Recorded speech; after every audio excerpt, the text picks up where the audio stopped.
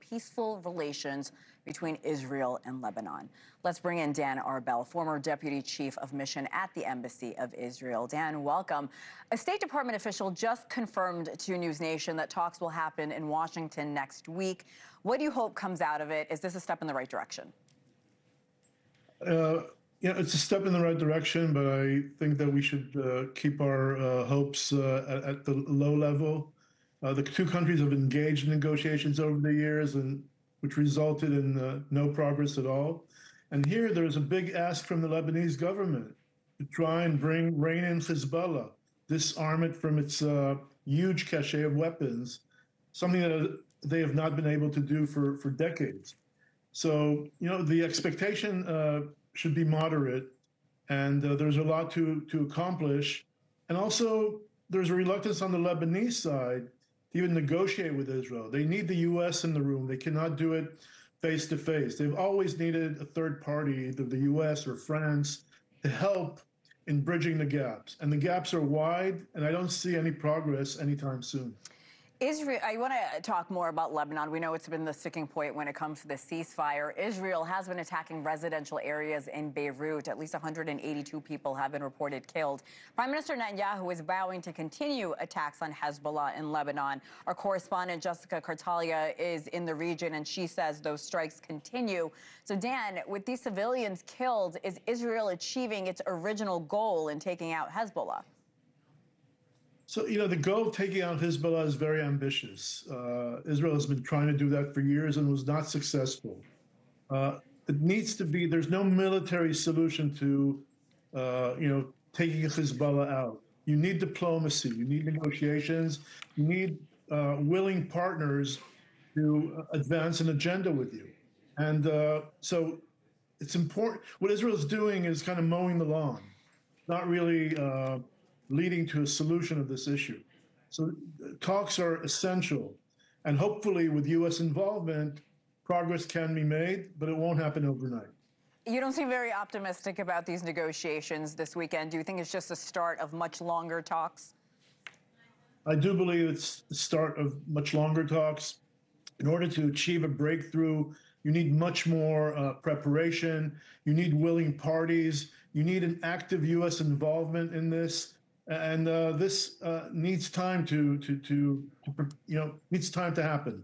We know Israel's opposition leader has been very vocal against Netanyahu, Yair Lapid. He said this, quote, "He's failed politically, he's failed strategically, and did not achieve any of the goals he himself set. It will take us years to repair the political and strategic damage that Netanyahu caused due to arrogance, negligence, and lack of strategic planning," end quote. Dan, your response?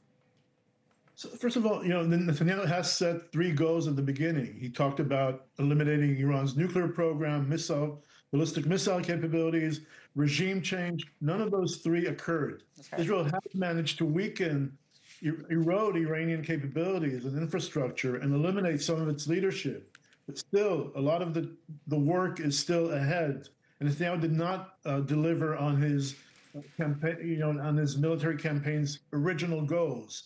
Having said that, I think that Lapid is taking the opportunity also to score political points, to show that his opponent is not doing the job that he's supposed to do. The U.S. has declared victory. We heard Secretary Hegseth declaring victory with a capital V. Do you think that's a bit premature with the Strait of Hormuz still pretty much closed, strikes continuing, and no regime change in Iran? I believe so. I believe, there have been accomplishments. There has been a lot of weakening of Iran, but still a lot remains ahead, and we're not even close to that. And like you say, lifting the closure off the Strait of Hormuz is one thing, but then moving on to ensure that Iran does not have nuclear weapons, that their ballistic missile capability are minimal, that they're a legitimate member of the international community. All those are still yet to be achieved, and there's a long way ahead. Do you think the U.S., Dan, risks leaving its Gulf allies exposed to more attacks from Iran? I think they're very worried about that.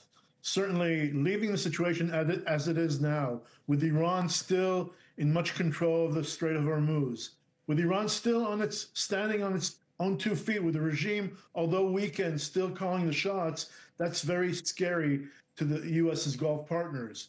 And therefore, the U.S. needs to do all that it can to ensure its allies that it will come to their support, that it will assist. It needs to provide assistance, needs to provide assurances that if something happens, that if they're attacked, the U.S. would come for the rescue.